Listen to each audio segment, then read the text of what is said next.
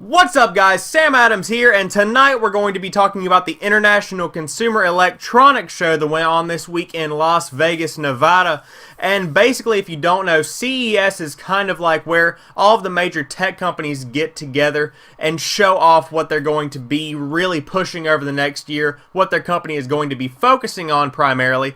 And this year there was tons of news that was really great, and I paid attention throughout the week and I chose the top 5 things that were shown off at CES that I'm most interested in, and the things that I am most excited about that are coming out over the course of the next few months or the next year, and I thought I would share these with you guys. So without further ado, let's go ahead and get into the things that I thought were the best at CES 2015.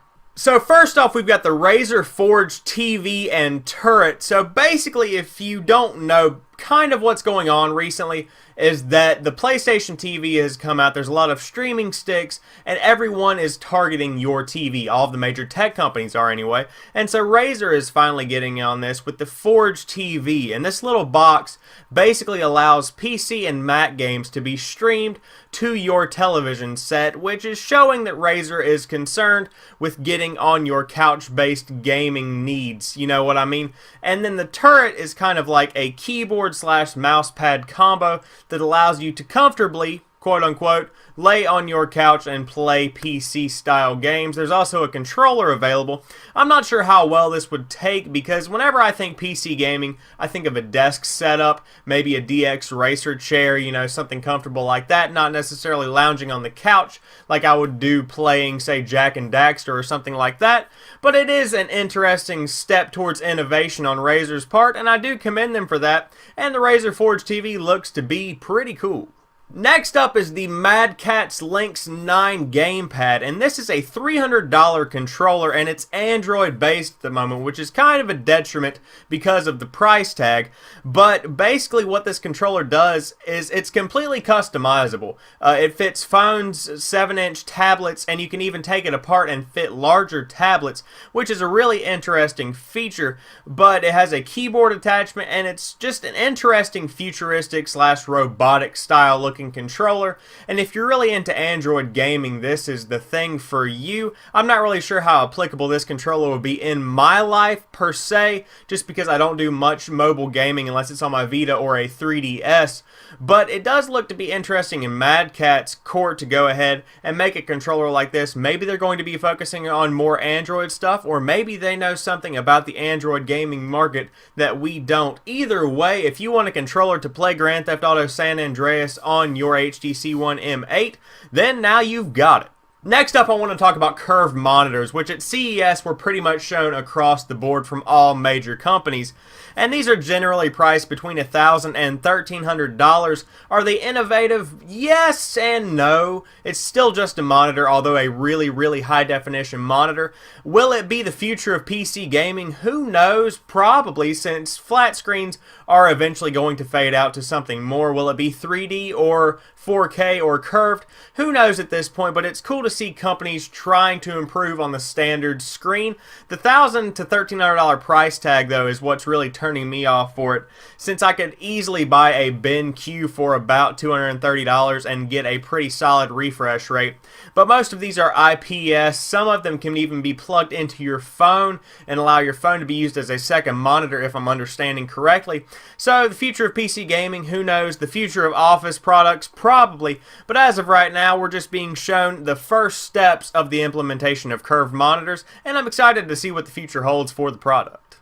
Next up, we're going to be talking about 3D printing, and although no major groundbreaking announcements were made concerning the industry at CES, there was kind of a filament war going on, so I hear on the show floor. Obviously, printers were shown off, but filaments, including, you know, wooden filaments, conductive metal filaments, edible filaments, a lot of that, and some different kinds of carbon fiber filaments were shown off. So it seems like this year, if you're into 3D printing like Barnacles, whose account or YouTube channel I will link down below, there's going to be a lot more options for you to be able to print some different kinds of things, and it just goes to show that 3D printing is definitely the future of productivity. And within the next couple of weeks, I should be able to get some hands-on time with a new 3D printer, so I'll be able to tell you guys exactly what I think with a hands-on impression of 3D printing, and if I do think it's going to be around to last. But as of right now, I do think it is definitely the future of where most of our things are going to come from in the next 30 years or so.